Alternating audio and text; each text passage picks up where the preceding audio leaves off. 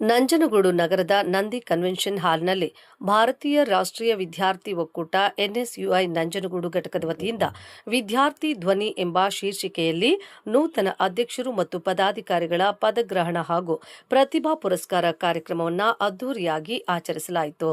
ಇಲ್ಲಿ ನಡೆದ ಕಾರ್ಯಕ್ರಮದಲ್ಲಿ ನಂಜನಗೂಡು ಕ್ಷೇತ್ರದ ಶಾಸಕರಾದ ದರ್ಶನ್ ಧ್ರುವ ನಾರಾಯಣ್ ಅವರು ಎಸ್ಎಸ್ಎಲ್ಸಿ ಮತ್ತು ಪಿಯುಸಿ ಪರೀಕ್ಷೆಯಲ್ಲಿ ಅತಿ ಹೆಚ್ಚು ಅಂಕ ಪಡೆದ ಪ್ರತಿಭಾವಂತ ವಿದ್ಯಾರ್ಥಿಗಳನ್ನು ಸನ್ಮಾನಿಸಿ ಅಭಿನಂದಿಸಿ ಮಾತನಾಡಿದ ಶಾಸಕ ದರ್ಶನ್ ಧ್ರುವ ನಾರಾಯಣ್, ಪೂಜ್ಯ ತಂದೆಯವರಾದ ದಿವಂಗತ ಆರ್ ಧ್ರುವ ನಾರಾಯಣ್ ಅವರು ಕೂಡ ಭಾರತ ರಾಷ್ಟ್ರೀಯ ವಿದ್ಯಾರ್ಥಿ ಸಂಘಟನೆಯ ಮೂಲಕವೇ ರಾಜಕೀಯ ಪಯಣ ಆರಂಭಿಸಿದ್ರು ಎಂದು ನೆನಪಿಸಿಕೊಂಡು ವಿದ್ಯಾರ್ಥಿ ನಾಯಕತ್ವದಿಂದ ಬೆಳೆದು ಸಮರ್ಥ ಸಂಘಟಕರಾಗಿ ಜನರ ವಿಶ್ವಾಸ ಗಳಿಸಿ ಅವರು ಶಾಸಕರಾಗಿ ಸಂಸದರಾಗಿ ಸೇವೆ ಸಲ್ಲಿಸಿದ್ರು. ಎನ್ಎಸ್ಯುಐ ಕೇವಲ ಸಂಘಟನೆಯಲ್ಲ, ಇದು ರಾಜಕೀಯ ನಾಯಕರನ್ನ ಬೆಳೆಸುವ ಮಹತ್ವದ ವೇದಿಕೆ.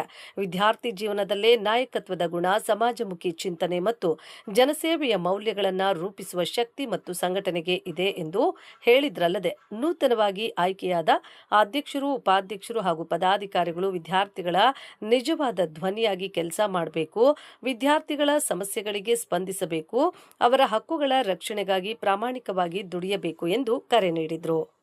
ವಾಯ್ಸ್ ಮಾಡಬೇಕು, ಆಗ ಮಾತ್ರ ನಾವು ನಮ್ಮ ಧ್ವನಿಯನ್ನ ಕೇಳಿಸಿದಂಗೆ ಅದರಿಂದ ಆಲಿಕ್ಕಂತ ತಾವೆಲ್ಲರೂ ಕೂಡ ಕೆಲಸವನ್ನ ಮಾಡಬೇಕಾಗ್ತದೆ. ಇವತ್ತು ತಾವೆಲ್ಲರೂ ಕೂಡ ಸಾಕಷ್ಟು ವಿದ್ಯಾರ್ಥಿಗಳಿಗೆ ಬಂದಿರೋಂಥವ್ರು ಎಸ್ಎಸ್ಎಲ್ಸಿ ಮತ್ತೆ ಪಿಯುಸಿ ವಿದ್ಯಾರ್ಥಿಗಳು ತಾವೆಲ್ಲರೂ ಕೂಡ ಇದ್ದಿಲ್ಲ. ನಮಗೆ ನಮ್ಮ ಟೀಚರ್ಸ್ ಯಾವಾಗಲೂ ಕೂಡ ಹೇಳೋರು ಎಸ್ಎಸ್ಎಲ್ಸಿ ಮತ್ತೆ ಪಿಯುಸಿ ಎರಡು ಕೂಡ ನಮ್ಮ ಜೀವನದಲ್ಲಿ ಟರ್ನಿಂಗ್ ಪಾಯಿಂಟ್ ಅಂತ ಹೇಳೋರು. ನಿಜನಾ? ಇಬ್ಬರು ಹೇಳ್ತಾರೆ, ಈಗ ನಮ್ಮ ಟೀಚರ್ಸ್ ಹೇಳ್ತಾ ಇರ್ತಾರ ಎಸ್ಎಸ್ಎಲ್ಸಿ ಪಿಯುಸಿ ಎರಡು ಕೂಡ ಟರ್ನಿಂಗ್ ಪಾಯಿಂಟ್ ಅಂತ ಹೇಳ್ತಾ ಇರ್ತಾರ. ನಿಜ ಬೆಳಿಬೇಕು ಅಂತಂದ್ರೆ ವಿದ್ಯಾಭ್ಯಾಸ ಎಷ್ಟು ಮುಖ್ಯನೋ ನಿಮಗೆ ಎಕ್ಸ್ಟ್ರಾ ಕರಿಕ್ಯುಲರ್ ಆಕ್ಟಿವಿಟೀಸ್ ಜೊತೆಗೆ ಕ್ರೀಡೆ ಕೂಡ ಅಷ್ಟೇ ಮುಖ್ಯ.